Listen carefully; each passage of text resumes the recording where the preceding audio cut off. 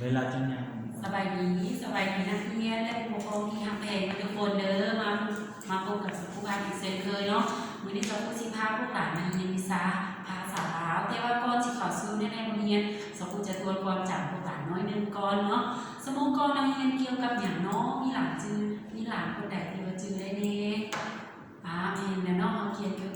กับไวยากรณ์ลาวเนาะไวยากรณ์ลาวพูดสิถามคำถาม1 คำถามเนาะก่อนที่เขาซื้อเรียนใหม่ไวยากรณ์ลาวโดยพยัญชนะในภาษาลาวมีจักตัวโบราณมาถึงต้องแล้วเนาะมี27ตัวฉะนั้นวันนี้เฮามาเรียนบทเรียนข่าวสู่เรียนใหม่กันเลยเนาะเรียนวิชาภาษาลาวเนาะสำหรับวิชาภาษาลาวนี้เขาจะยังวันได้ข่าวสู่เนื้อในของบทเทื่อแต่จะเห็นภาคเปิดหัวเรื่องก่อนเด้อก่อนสิอ่านเนื้อในบทเรียนสมุนสิพาพวกหลานมาสังเกตรูปภาพมันกันก่อนเนาะพวกหลานสังเกตเห็นว่ารูปภาพนี้มีไผ่แดงอันนี้เป็นรูปภาพไผ่น้องไผ่ดิบอันนี้เป็นรูปสักคูเป็นบอกและอันนี้เป็นรูปนางเงี้ยนางเงี้ยเล็กซานบอกพวกหลานสังเกตเห็นว่าสักคูเรากำลังเห็นอย่างน้อนี่แน่แล้วเรากำลังแนะนำซื้อตัวเองมันบอกซื้อสอนดูมาจากมากวันนี้เขามาเบิ่งเนื้อในกันเลยเนาะหัวข้อของบทนี้เน้นนายครูคนใหม่คุณบ่นายครูคนใหม่เนาะมาเบิ่งเนื้อในเรียนนำกันเลยนายครูสองชั้นสบายดี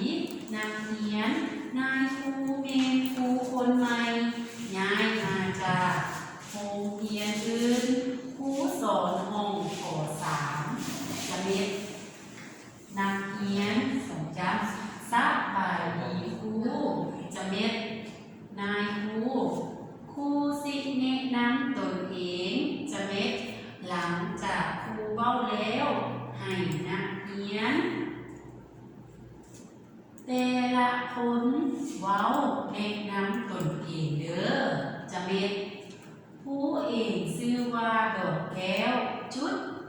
มาจากแขวงหัวพันจุดครูมีลูก2 คนจะเม็ดครูมักห้องเพลงจุดแต้มหูจุดปึ้มและเฮ็ดสวนจะเม็ดครูได้แนะนำตนเองแล้วต่อไปให้นักเรียนแต่ละคนแนะนำตนเองจะเม็ดคำพันสองจำหลานชื่อว่าคำพันจุดอายุ8 ปีจุดอยู่บ้านนี้จะเม็ดหลานมักอ่านปึ้มจุดเฮ็ดเรียบเงินและใส่เด็ดจะเม็ดดาวันสองจำหลานชื่อว่าดาวันจุดอายุ8 ปีจุดอยู่บ้านโครงการจะเม็ดหลานมักดิ่นเต้นเสื้อจะเม็ดหลังจากนั้นจุด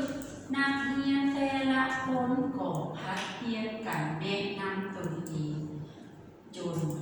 ครบหมดทุกคนหลังจากอ่านในโรงเรียนแล้วมาอ่านภาษาต่อเนาะอธิบายซะเต้นมีความหมายว่าไปโดยแห้หรือโดดขึ้นโดยแห้จะเรียกเต้นเสื้อเนาะแนะนำมีความหมายว่าโบกหูเนาะเป็นอะไรคะจะเข้าใจในบทเรียนบ่สำหรับบทเรียนตัวนี้เรียนเอาว่าเกี่ยวกับการแนะนำชื่อของนายครูและนักเรียนเนาะซึ่งจะเป็นมือเปิดทรงเรียนใหม่เนาะเปิดทรงเรียนใหม่ของครูและนักเรียนเนาะหลังจากที่แนะนำกันเบิ่งแล้วแม่พวกหลานเบิ่งคลิปเนาะดูคลิปที่ครูได้สอนไปแล้วให้พวกหลานอ่านตามคลิปสครูให้และก็